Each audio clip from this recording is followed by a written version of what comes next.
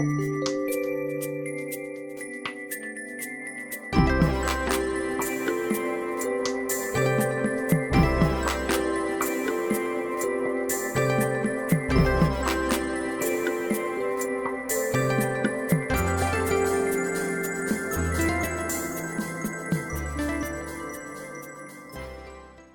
Aries. Welcome to Pandora Astrology's monthly horoscope for August of 2022.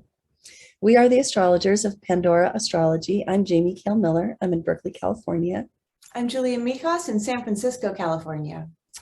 Hey, Aries. This month's horoscope focuses on your work life, but also on your romantic life. If this horoscope brings up questions about either area, we've got just the reading to answer those questions in a surgical way. You'll find links for them in the text that comes with this video. Well, let's jump right in. There are two things that I want to just point to a little bit before flinging the ball over to Julia. Number one, Juno is still traveling through Pisces. Juno went retrograde last month and has initiated a relationship retrospection period in which we are all re-examining our relationships based on how they mesh with our spiritual value system. And this is doubly true for you because when something is in Pisces, it's likely also in your 12th house. So most interpretations tend to sort of double up in that way for Aries risers. And if you want to find out more about exactly what this means and how to handle it, you can check the video that we made about it in last month's playlist, which is July. And also just be aware that this is going on until October. So it's a rather drawn out process. And a lot of people will be experiencing it very internally. And then I think in October, we're going to see what changes people may want to make in their relationships based on whether that feeling of spiritual connection is there or not.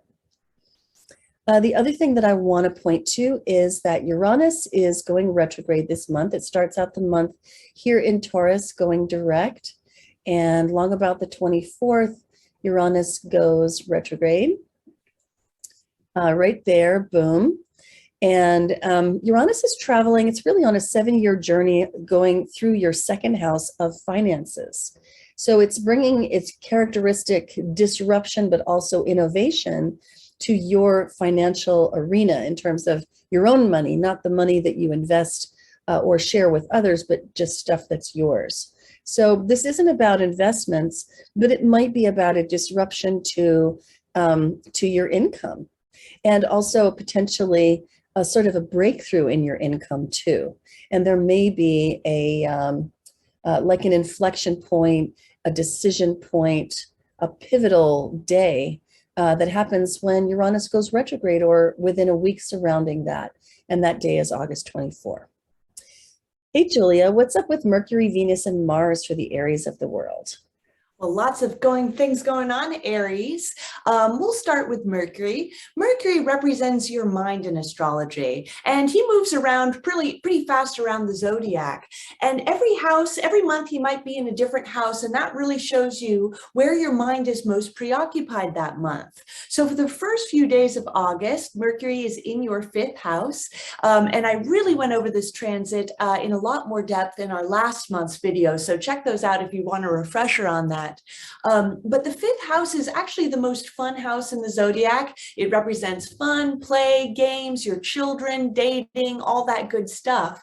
And so for the first few days of August, your mind's going to just be on having a good time. If you have a lot of like heavy mental work to do, that can be kind of a tricky thing for this transit. But by August 3rd or 4th, Mercury's going to go into your 6th house. Now, this is a very natural fit for Mercury because Virgo rules this house, and that's one of Mercury's signs.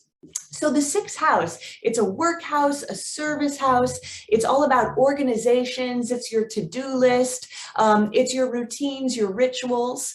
And when Mercury comes into this house, one of the things I love most about this transit is it can really help you get organized. It can really, your mind is just on the systems in your life, whether it's systems within your computer, hard drives and clouds, or whether it's even in your organizational systems at home. And it's a really good time for getting everything in order. And if you do anything Mercury related at work, and that can be anything from teaching, speaking, writing, buying and selling, being an agent in any way, transportation, then this can actually be a very fruitful time for you as well.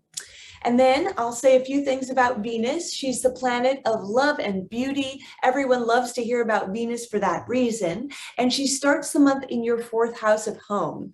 So she's going to be there for the first 11 days. And when Venus is in the fourth, wherever we have her is where we find a lot of pleasure, where we can get a little luck, where we can really get along with people too. So in this house, that means you could be getting along well with family. This is a great time to plan a little trip to see your mom and dad, because you guys will just be kind of harmonious instead of at each other's throats. And the fourth house is also represents your physical home. So you just might be having more of a good time hanging out at the house than going out, you know, to bars or clubs or festivals. This is kind of a homebody transit. And then by August 11th, Venus enters your fifth house. And I mentioned earlier the fifth house because Mercury's in there for the first couple of days of the month. This is the fun house of the zodiac. It can represent places of amusement. So if that means going to a bowling alley, a movie theater, a festival, a casino, whatever you think is fun, that is represented by the fifth house. So Venus loves being in the fifth house, especially because it's the house of dating and she's the dating planet. So if you are single, this is a really good dating period. You know, get yourself out there, get on some dating apps.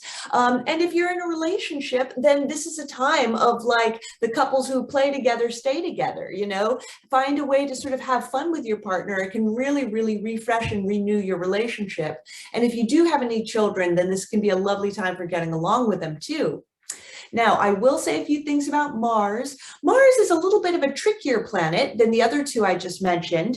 And what makes him tricky is that he can be associated with anger, conflict, and frustration. However, everything in astrology has a high and a low side, and Mars definitely has a high side as well. He can be a very driven planet. He can get a lot of work done. He can stand up for himself, and there can be a constructive use of this transit as well.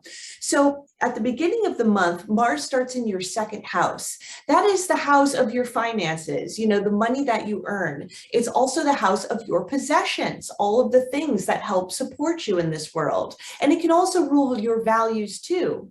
So with Mars in the second until August 20th, this is a time where you might run into some frustrations over the things you own. Maybe you get some car payments that pop up out of nowhere and your bank account just kind of feels like it's shrinking sort of in front of your eyes. This can also be a time where you feel very driven to get something, like, you know, there might be something you want to buy really, really badly. And, you know, Mars in the second will make you really itch for it. And, you know, depending on how your bank account's going that month, it might be a good or bad thing. I always recommend checking to make sure that there's a good return policy because Mars can be a little impulsive. So if you decide the next day it wasn't a good idea, best to return it. Then on August 20th, Mars enters your third house. This is the house of your neighborhood, your siblings. It also represents communication. So when Mars comes into the third, we can become a lot sharper with how we communicate with others and a lot quicker and more direct. So if somebody says something to annoy you, you know, you're going to be kind of quick on the draw with Mars in this house. And it can also be a time of maybe not seeing eye to eye and getting a bit annoyed with your siblings as well. Since the third house also rules our local surroundings, that's literally your block if you live in the city, or, you know, your neighborhood if you live in the countryside. So Mars in the third house means that there might be some frustrations coming up in your neighborhood. Maybe a power line goes down and cuts off your internet, or there's annoying construction noise outside your bedroom, but some frustrations and stuff might be happening kind of close to home for you this month, Aries.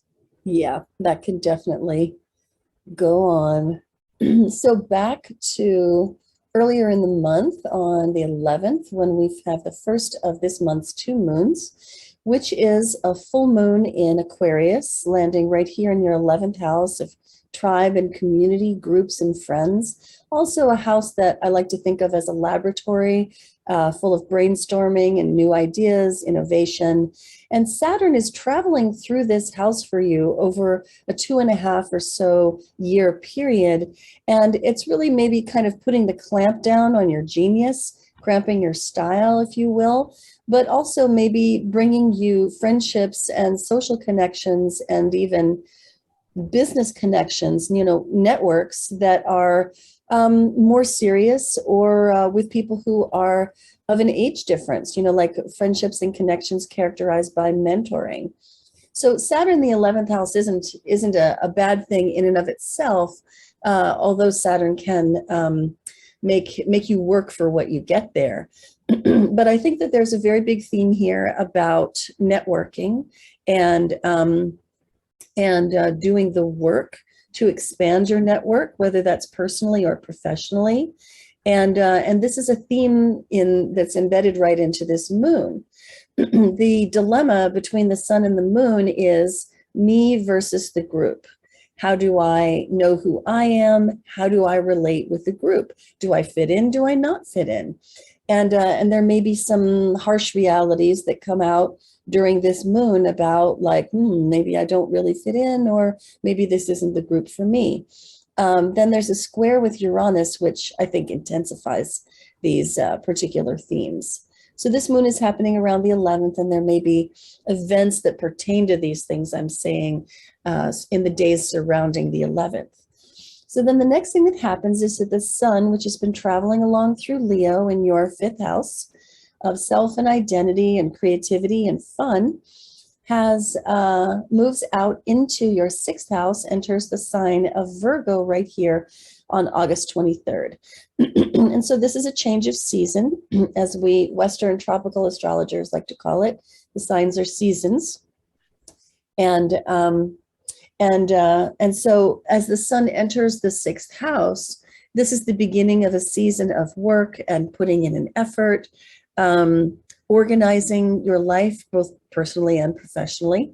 And the sun, wherever it goes, it's just such a good idea to bring the sunlight of your life-giving attention to that arena. And so when the sun enters your 6th house, and it'll be there for about 30 days, it's a really good time period or season, if you will, a month long, for you to bring high quality attention to the job, maybe to the people that you work with, to the environment that you work in, or to the state of order, or to refurbishing the systems that you use when you're at work. So that's a really good thing to do when the sun moves into Virgo. And then some days later, the moon catches up with the sun right about here. And on the 27th, we have the new moon in Virgo, which amps up those themes that I just mentioned about getting better organized and bringing your attention to your workplace. Now, this moon we're calling perfectionism with scattered actions. And the perfectionism is, of course, the Virgo feel. But the scattered actions have to do with the fact that there's an influence of Mars squaring this sun-moon combination. Mars in Gemini can be really impulsive and very distractible. So it wouldn't be surprising if during this moon, you're there, like trying to organize stuff, but getting really, really distracted because of Mars right over here. So it may be harder work to focus, but you have the benefit of Mars's action-taking ability. Mars may have you bring your ideas about how to organize into action and actually do something about them. Well, that's what we have for you today, Aries. You can always find your horoscope for your sun sign and also your rising signs horoscope on our website, pandoraastrology.com, in the horoscope tab. And if any of the news of the month that I mentioned here, particularly the moons, was interesting to you, you can check out our monthly forecast tab, in which you'll find videos for happenings this month.